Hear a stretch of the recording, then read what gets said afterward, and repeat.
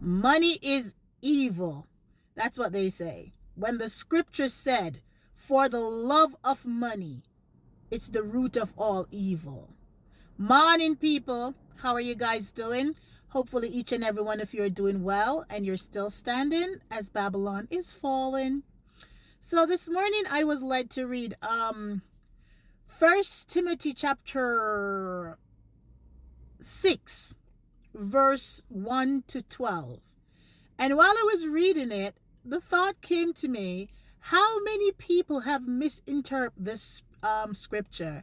How many people have used this scripture to justify that Christianity is about poverty because it talks about godliness and contentment? And when I finished reading the scripture, I said to myself, God, what does godliness look like?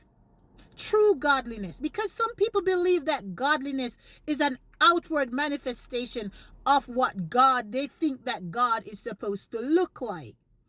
And when you think about it, God is a God of the heart. God is a God who examines our heart and our mind.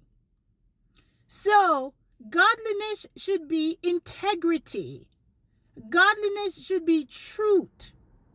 Godliness is contentment no matter what state you're in, but God didn't say that you cannot go up from the state that you're in. Godliness is growth because God is an expansive God. You know, a couple weeks ago, I was having home Bible study with my children, and my oldest started reading Luke chapter 18, and in that scripture, they were the word was talking about the rich man not being able to get into heaven. And my son became so perplexed because he was saying, so if I become rich, I cannot go to heaven? And I said to him, no, Jesus is not saying that. Jesus is saying to him to go sell everything, but he's saying he can't do that because he's so attached to what he owns. And this is how money leads people. Instead of money becoming their servant, they let money become their master. So everything that they do it because of money. Money is their God. And when money becomes your God, you cannot truly serve God. Because whatever God tells you to do, you are going to choose money over God. And he was like, okay, but then what if, and I said, baby, if you become a wealthy man and God say to you, leave all of whatever wealth you have and I want you to go on this mission field.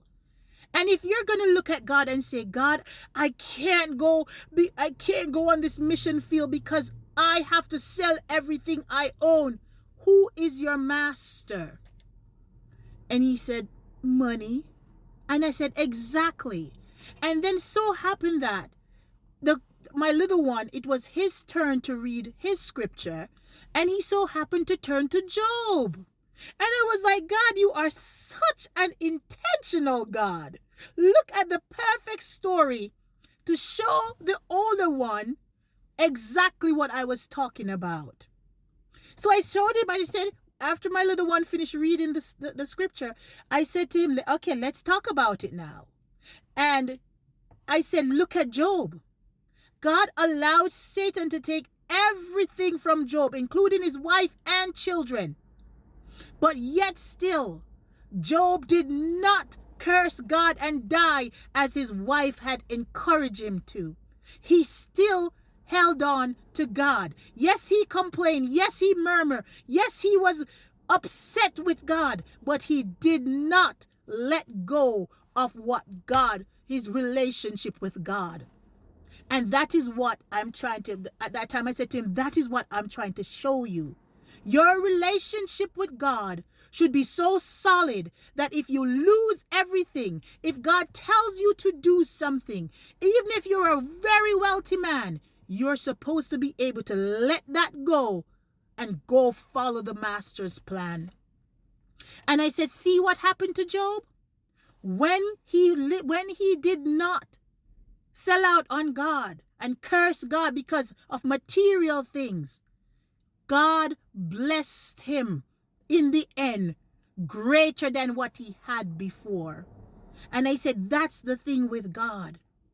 When you make God the center of your life, riches, none of these things will matter more than what God tells you to do.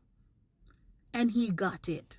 And then he said to me, Mom, I love when you teach me the Bible because you make it easy for me to understand.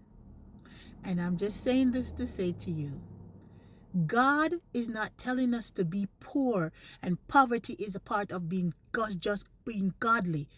God is letting you know that the earth is the Lord and the fullness thereof, and they that dwell in it. Everything belongs to God. And if God say to you, leave that and go after what I am telling you to do, that means he has a bigger plan for you. And I think about Abraham picking up himself and leaving his whole family to do what God tells him to do. And who do we talk about now in the Bible? Abraham, the covenant of Abraham. So whatever God tells you to do it. And do not let money become your God. Because remember, he is the God that supplies all our needs. So all the money that you have to give up to do the will of God, God is going to bless you with more money because he is the creator of money, time, agency, favor. That's the God that we serve. So anyway, y'all, have a blessed day today. And do not let money become your master. Let money be your servant and work for you. Have a blessed one.